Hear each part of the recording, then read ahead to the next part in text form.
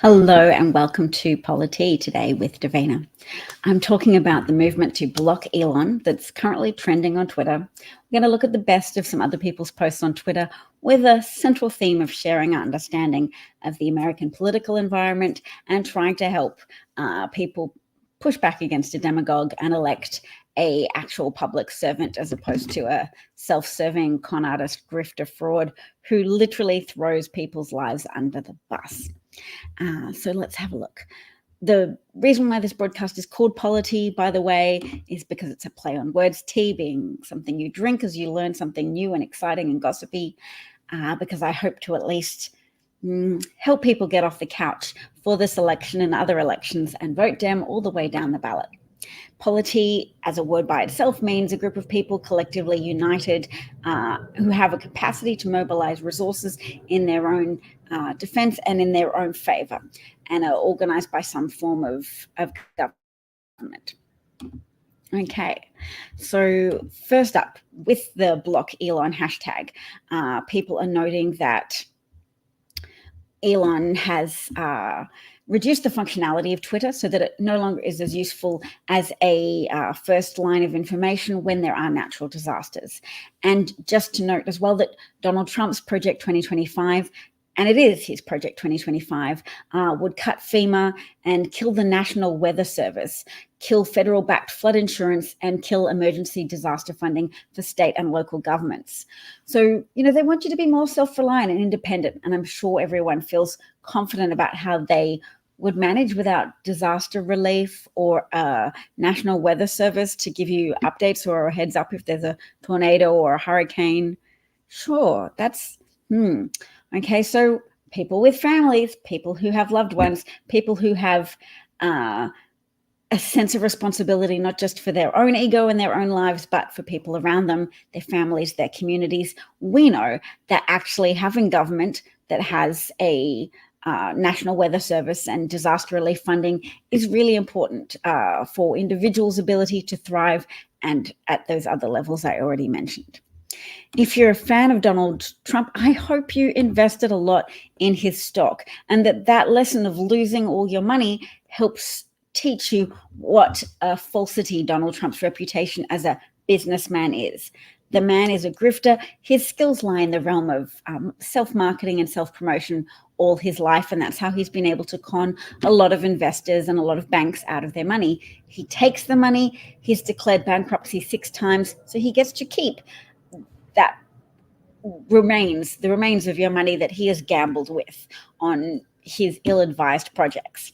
And one of the videos we're going to watch today is Mark Cuban explaining to people the difference between strategic tariffs and Donald Trump style mass performative tariffs, which tend to be broad and very overblown because they're to illustrate his identity as a supreme leader, because that's what fascists do. They exploit people who have daddy issues and who want to see a big, strong person who promises to solve all their problems and position themselves as strong. I mean, in your real life, you wouldn't want a father figure who promised the world but never turned up on weekends. You wouldn't want the divorced dad who promised Disneyland but couldn't even make it to your birthday party.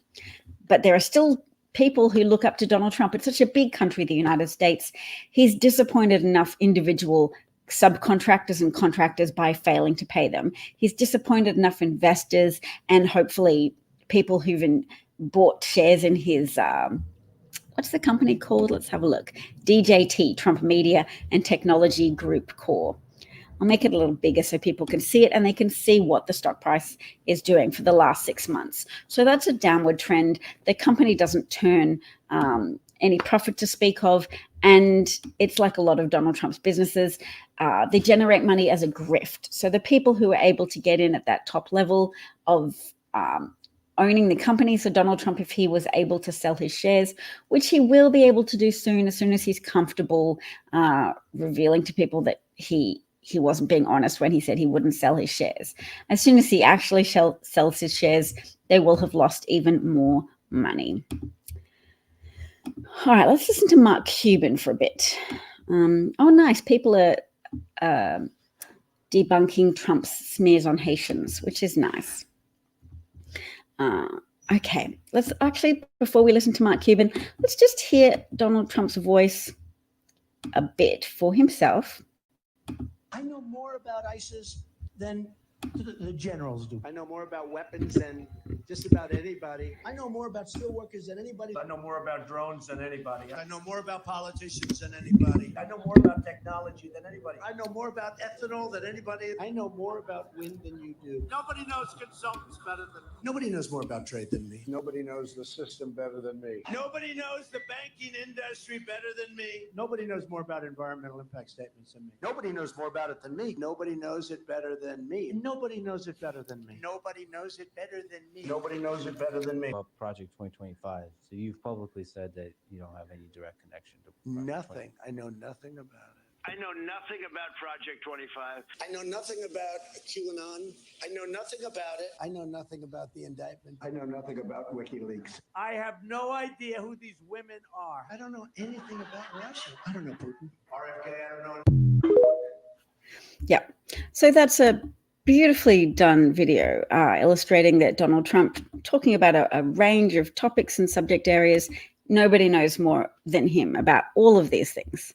Actually, I'm tempted to just go back to the beginning and just hear a few of those again. We won't go through the whole thing. I know more about ISIS than the generals do. I know more about weapons. He knows more about weapons. Anybody. I know more about steel workers. I know more about drones than anybody. I know more about politicians. than anybody. I know more about technology. I know more about ethanol. More about ethanol. I know more about wind. Nobody knows consultants better than. Nobody knows more about trade. Nobody knows the system better the system. Me. Nobody knows the banking industry. Better than me. Nobody knows more about environment impact statements. Nobody knows more about it than me. Nobody knows it better than. So I think there were 12 distinct Nobody knows it better than me. Nobody knows it better than me. Topics there. So you've publicly said that. Hi, darling. What do? Okay. How was your day? I know nothing about it. I talked to you soon. Nothing about Project 25. I know nothing about QAnon. All right. So that is. I'm almost tempted to share it with my children because it's a good example of what to aspire not to be in life. It's a self-aggrandizing blowhard who hurts people. And yep, let's listen to Mark Cuban in a minute because that man knows more than me. He's a billionaire an actual billionaire and not just a performative reality TV show cardboard cutout prop of a billionaire whose actual goods and services provided is grift and smoke and mirrors. All right. Oh, yes. And then the sound of Americans cheering Vladimir Putin at a Trump rally should disgust every right-thinking person, but it's a sign of how corrupt the Republican Party has become that they boo Zelensky and cheer Putin at Trump's behest. Now, there's a lot of migrants in the United States and children of migrants and children of migrants. There's a lot of generations of people, some of whom have immigrated from Europe. And people in Europe are often people from nations that have been attacked by imperialists acting on behalf of the Russian government at various points in history, because that imperialism is a strain that hasn't been psychologically defeated yet. It's still there. It manifested in Putin, and he was able to whip that sentiment up amongst the Russian people so that they still haven't risen up to overthrow him despite what he's done to their population of military-aged men. He's conscripted them. He sent them off to face weaponry in Ukraine, a country where the fighters are very motivated to defend their country and their families and their society and their culture. And for people to cheer, for Republicans to be cheering Vladimir Putin, a man who, if he's allowed to just take over and destroy Ukraine, will come for the neighboring countries, and they'll all be meat into the sausage grinder for Vladimir Putin's ego and Russia's glory. But here we go. I promised Mark Cuban because it's so important to communicate, particularly to white people who have a kind of gullibility. If they have subsumed any of their own personal identity into white tribal identity, it's It's a weakness that renders you more gullible to the kind of fascists who want to exploit and use that gullibility on your part to make you believe nonsense and commit atrocities. You might be familiar with the saying from Voltaire, those who can make you believe absurdities can make you commit atrocities. January the 6th was a potent example of that, because all those people who swallowed Trump's big lies, hook, line, and sinker, and attacked police officers as a consequence, broke windows and went into the Capitol, which was not open to the public, invaded that space for the purposes of obstructing the certification of a Joe Biden election victory, now President Biden, so that Donald Trump could be, from their perspective, from Trump's perspective, restored to him what he was owed, because he was owed a position of power in the Oval Office, and he didn't have to win it in the election. And he's making noises now admitting that Joe Biden won, but at the time he was whipping his supporters up into a frenzy. And the gullibility that I want to get to here is the gullibility that extended to the big lie, believing that the election was stolen, is still often extended more broadly to Trump and Republicans to believe them when they say that they are good at economic management and that they are fiscally prudent. Because the reality is they're not fiscally prudent. They run up huge deficits by virtue of giving significant tax breaks to their mega donor class, and ultimately putting more of the tax burden share on the shoulders of the middle and working class, whilst still overall reducing the amount of tax and reducing the ability of the IRS to investigate those who withhold tax from the government, and supporting those who share and amplify a false ideology around claiming taxation is theft, around claiming that we don't all deserve good, solid, effective governance that protects us and safeguards our freedoms. So let's listen to Mark Cuban. Thank you for sharing your wisdom with the internet. What's he going to, because I really need people to understand tariffs. Trump lies so profusely, and journalists and the media, I guess, feel that they haven't had enough of an economic education to explain to people what tariffs are, how they work, and they're not a magic fairy wand, as Trump promises, that takes money from overseas and gives it to the United States. I mean, that intuitively makes sense to them because they feel like we give, we're too generous, we need more for us, we're authentic, we're deserving, we're very demure, we're very mindful. It's a nonsense, and I'll defer to an expert here. There's nothing wrong with strategic tariffs. So if somebody in China or any foreign company is subsidizing a product, let's say steel, so that that manufacturer in China is able to sell in the United States at less than cost, then it makes perfect sense to incorporate tariffs. You're seeing that with EVs, and you're seeing it with other products as well. And so for strategic tariffs, they should always be looked at as a potential tool.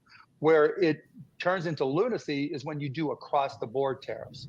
And so to say that we're going to tariff 10% or 20% or 60% for China or any other countries, that's just inflationary, and that's just a tax on the American people. That's a sales tax through and through. There's nothing wrong with strategic tariffs. So if somebody in China or any foreign company is subsidizing a product, let's say steel, so that that manufacturer in China is able to sell in the United States at less than cost, then it makes perfect sense to incorporate tariffs. You're seeing that with EVs, and you're seeing it with other products as well. And so for strategic tariffs, they should always be looked at as a potential tool. Where it turns into lunacy is when you do across the board tariffs. And so to say that we're going to tariff 10% or 20% or 60% for China or any other countries, that's just inflationary, and that's just a tax on the American people. That's a sales tax through and through. There's nothing wrong with strategic tariffs. So if somebody in China or any foreign company is subsidizing, all right, I listened to it twice because they steal. So sorry. So if I get the gist of that correctly, it's fine to have strategic tariffs directed to where someone's undermining your industry by selling it below cost.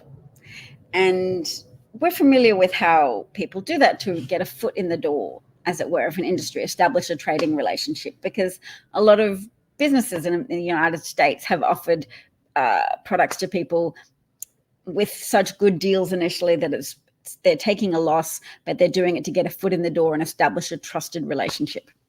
So Uber, Amazon, all the people who sold you things at such a good deal, it was hard to believe it was true.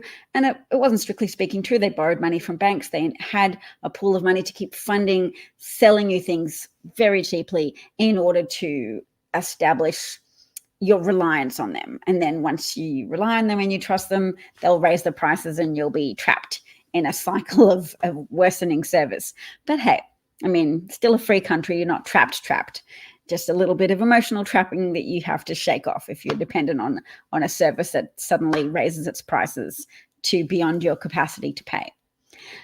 So if the government of the United States sees China doing that and trying to get a foot in the door of the steel industry by selling steel below the cost of manufacturing that steel, they can put a strategic tariff on that to stop the harm that would cause to the American steel industry. But if you just go across the board, everything coming from China, 10% tariff. That's not a money printing strategy. That is launching a trade war, which then inspires retaliatory across the board tariffs from China.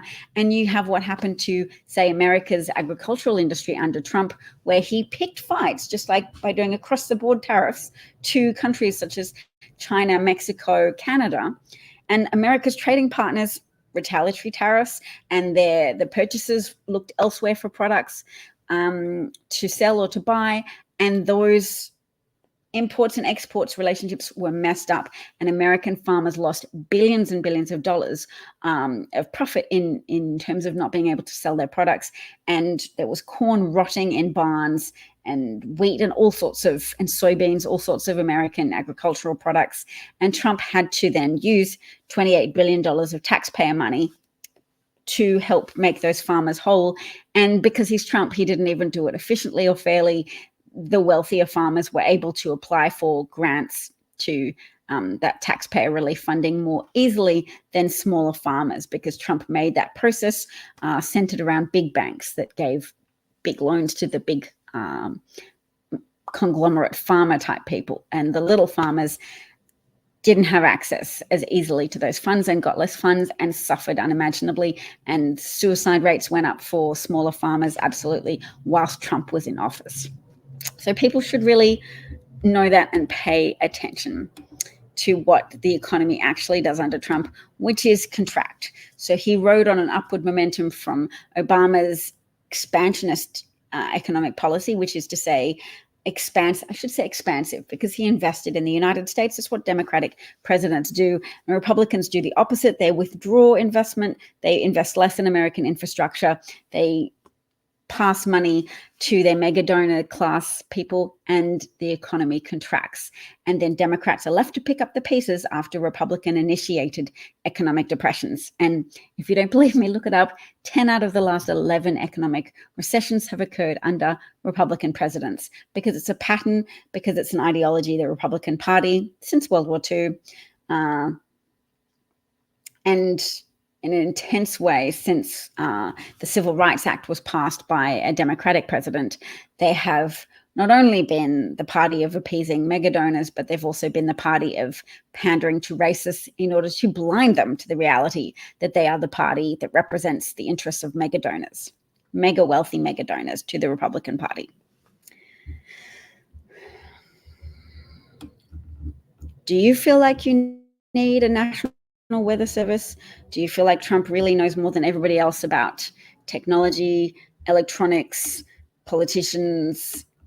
You might, but only if you still are the kind of person who believes that reality TV is real. If you don't understand that people and producers make suggestions to the people on reality, on unscripted television, in order to make things happen, and that they use editing to edit people's shocked surprises or their eye rolls because something else happened or they didn't get their sandwich, and they include footage of somebody's eye roll to create drama and imply that somebody's angry with somebody else. A lot of that drama is fabricated, and Donald Trump's pretend billionaire status was a product of, what's his face, Mark Burnett. Mark Burnett, the reality TV dude, helped position Donald Trump falsely as a self-made billionaire when Donald Trump inherited $413 million from his father, and then has now ended up with less money than he would have if he just invested it in some managed stock portfolio. Because Donald Trump is a gambler and he likes to gamble with other people's money. So he gambled on ventures with his father's the money he inherited from his father. He gambled with the money he inherited from mom and pop investors, knowing that his skills were founded in relentless self-promotion, that he understood the value of repetition, of smiling, and of making the headlines about yourself.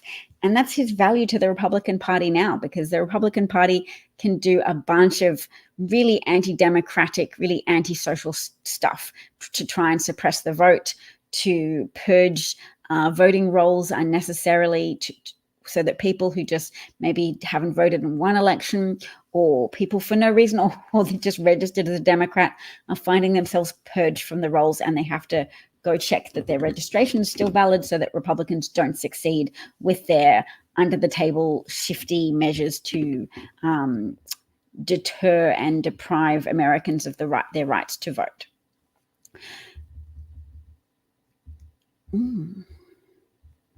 This is an important point that I'm going to talk about.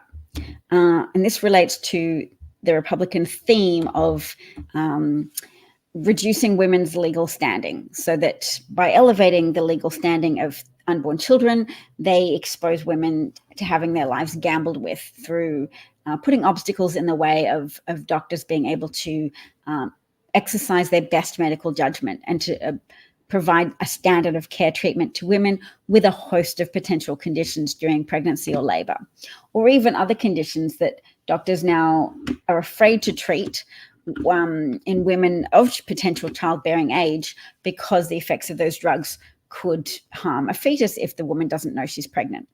So a woman's life can be gambled with to appease and to pander to the confected morality. And as I say confected because it's not solid morality to say, oh, we're just helping you cherish unborn children more. You're not. You're helping rip apart families by depriving people of their daughters, depriving families of their mothers. Women who need healthcare can be already mothers, and they can be young children. And this is a point I'm putting up by someone who notes that mothers who were children, so for all those raped children who Republicans have deterred from getting abortions because they've made it more difficult, and in some cases they've removed exceptions for rape and incest, so you can have a 10-year-old, 12-year-old giving birth because they have been violently or forcefully coerced or attacked and are now pregnant. So Jack, first of all, this account notes that a former classmate of his youngest daughter gave birth to a baby today. She is now a mother, a 12-year-old mother. As though this situation itself isn't bad enough, I shudder when I think of what would have happened had there been serious complications. Many children across America like this become pregnant and have a baby. It's just a matter of time before something insanely tragic happens. I mean, I call it insanely tragic for someone to unwillingly become pregnant at the age of 12, but yes. Child mothers, this is a very important point. Child mothers are at high risk of complications and death. Plus, nutrition is prioritized to the fetus. Like, this is just a default bodily function. When you're pregnant, your body takes nutrients from you to give to the fetus. Otherwise, you could never have a viable baby. You eat something, some of that nutrition is going to your child. And if you don't eat enough nutrients, it's taken from your bones and your other organs. Calcium is used for the fetus's bones, and defects are more common in child pregnancies because they're children. Actually, because they're children doesn't sound convincing enough, because let me try and explain it more biologically. Let's see. When you're a child, your need for nutrients like calcium are higher because your body is doing more formative work. As an adult, you've stopped growing. As a child, you're doing all that work of growing. You need that nutrition for your own self, so your body's more at war with competing high priority needs for that body. The a prepubescent or a pubescent child needs calcium to lay down the bones, but a fetus is taking that calcium as well, and the body wants to divert calcium to that fetus. So either the fetus is going to become deficient or a combination of all the things. But yes, that would explain why defects are more common in child pregnancies, because maybe the body doesn't sufficiently perform its job of depriving the host body, the child mother, of its calcium and other minerals, magnesium, etc. The risk of neural tube defects, relative risk. I'm just going to read the different type of defects just for us to think about. The risk of neural tube defects, gastroschisis, multiple birth defects were higher in teenage pregnancies than those in women aged 25 to 29 years. Now, really think about that, because a lot of right-wingers have this reversion to naturalistic fallacy. Not that they want to dwell in caves. They don't like the kind of hippies who oppose all industrialization, but they are at that stage of opposing all gender role progress. So they want women to be bound by marriage, but men not to be. So women to be subservient, women to start having children before their frontal cortex has fully developed, and they're less likely to sass a husband, and they'll just be in obeisance to his will, and he won't have to experience challenges. You can see the hunger a lot of right-wing ideologues have. Stephen Coulter was an example. We saw him yelling on video at his heavily pregnant, I think she was 8 months pregnant, his wife, Hillary Crowder, and she's pregnant with twins. And she didn't want to give the dogs their medication because it was there was a warning that it was potentially toxic to pregnant women. And he's like, you should be wearing gloves. You should be stepping up as my wife. And if you don't do what I want, then you're, underperforming. And she's just like, oh, you are too much. And I'm going out now. I'll go get groceries. And he's like, no, we only have one car, so you can't abandon me like that. And he was very emotionally abusive. Right-wing men want to be able to get away with that, and their wife to have no options to leave and no options to divorce and end to no-fault divorce. So remember, it's not just minority groups that are going to be harmed by all of the ideas of Project 2025, some of which are fairly classic Republican agenda for decades now. And that is restore this naturalistic order of might is right. Men with greater physical strength should be allowed to dominate and browbeat women. And that's made easier if your childbearing wife is younger. And so these teen pregnancies and these children who can't get abortions, that is in line with the ultimate goal of many Republicans in that party. They're to impose that morality of female subservience to men. Does that make sense? Does that fit in with what you're hearing about how these laws are actually working in Republican states, that women are being turned away from emergency departments because their lives aren't sufficiently at risk?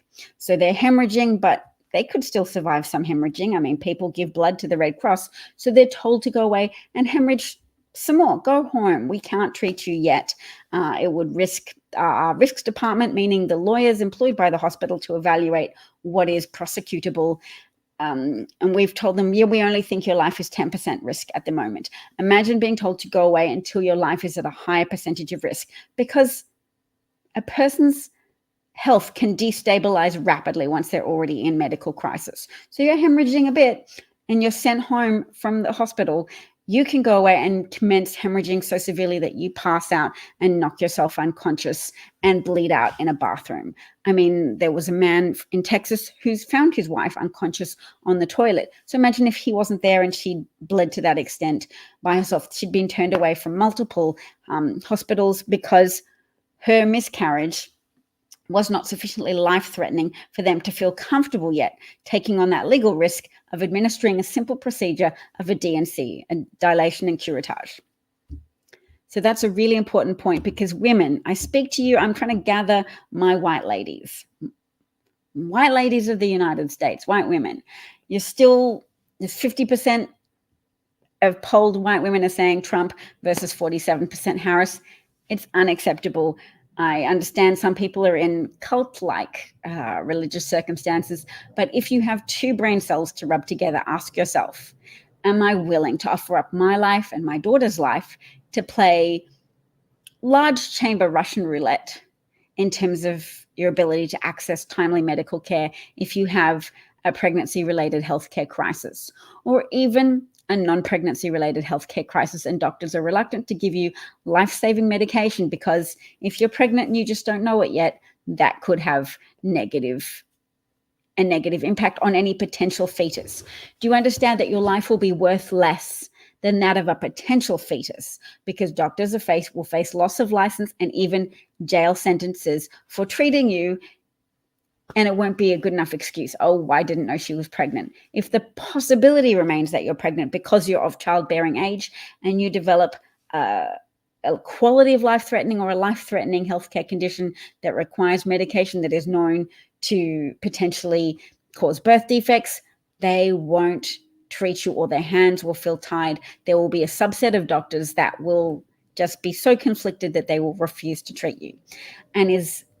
And ladies and women in red states right now are experiencing that. Those women experiencing crisis. And lots of pregnancies proceed relatively smoothly. Not everybody's in crisis all the time. But do you want to be part of that subset? Do you want to put up your hand to volunteer?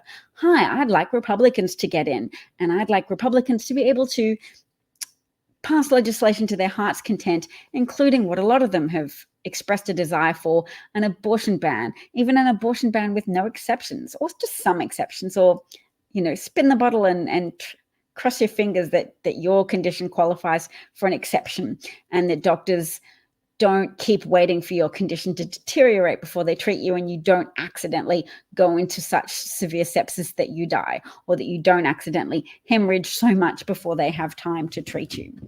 Is it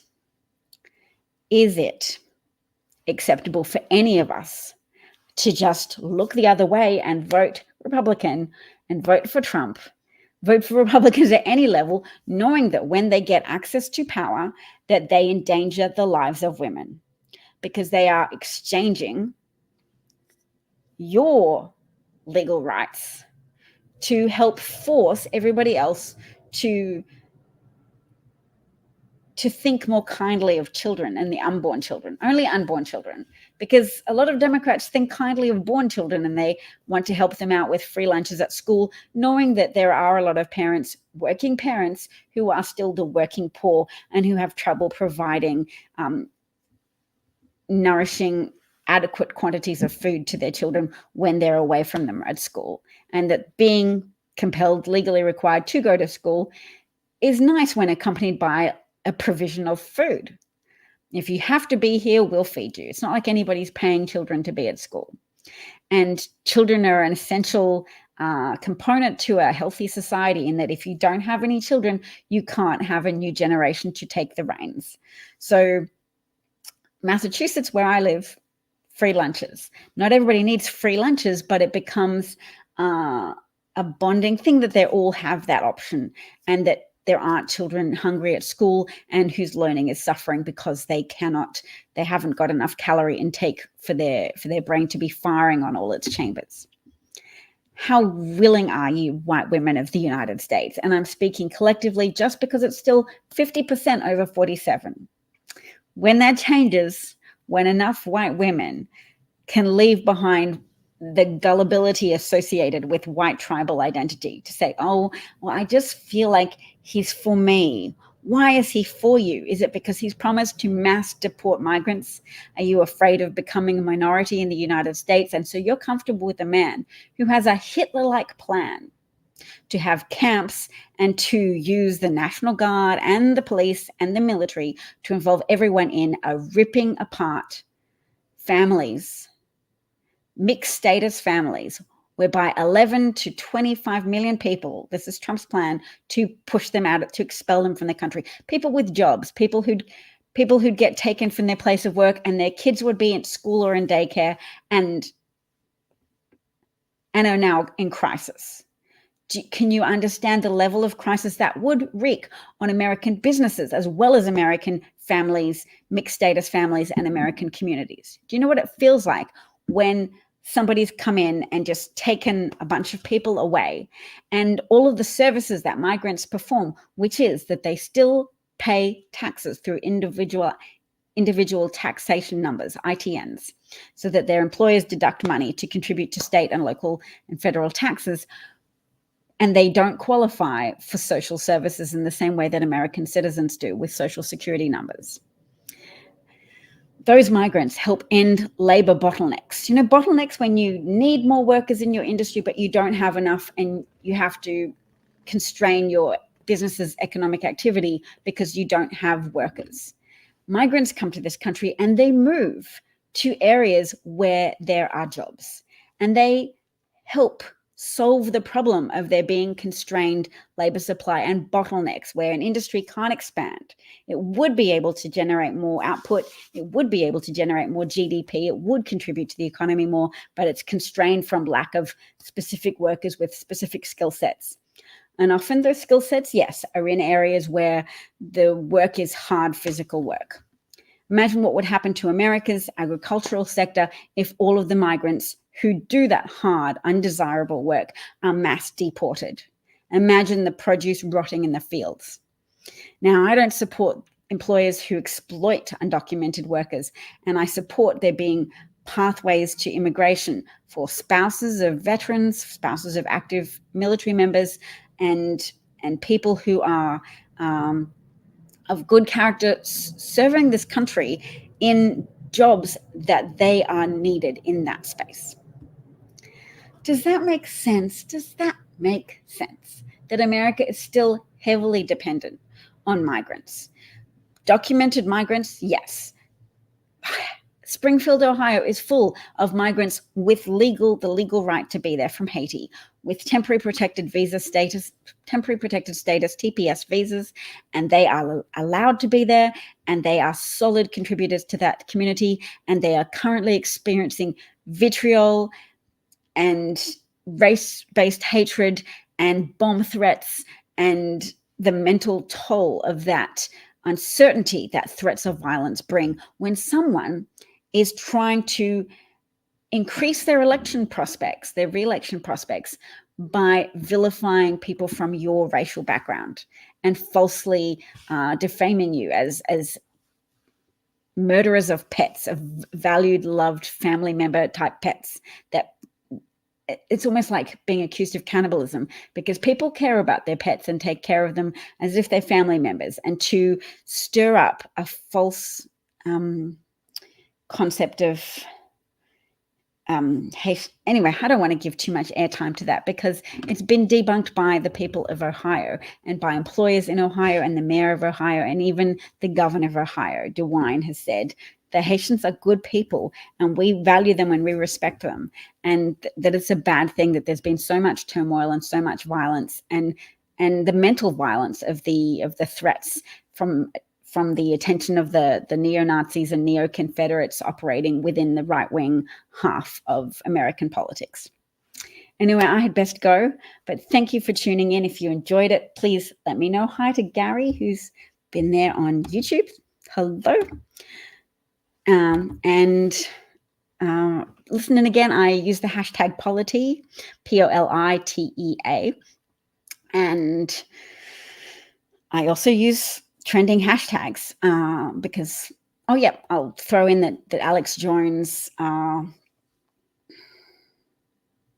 is having his InfoWars sold off for parts to help recompense all the grieving parents who lost their children in an atrocity of gun-facilitated violence many years ago now. But Alex Jones encouraged his supporters to antagonize those parents and to claim that their grief was false and part of a false flag creation to try and stir up public sentiment in favor of gun safety laws and safe gun regulation laws. And he encouraged people to literally harass parents who had lost their six-year-old children to someone who inappropriately possessed a weapon of war, a high-powered weapon that shot a lot of children and teachers and staff members in in a short space of time because that was gun facilitated violence. Guns don't kill people, but guns help disturbed people, disturbed, antisocial, violent people kill more people without being stopped. They make it more difficult to stop murderers.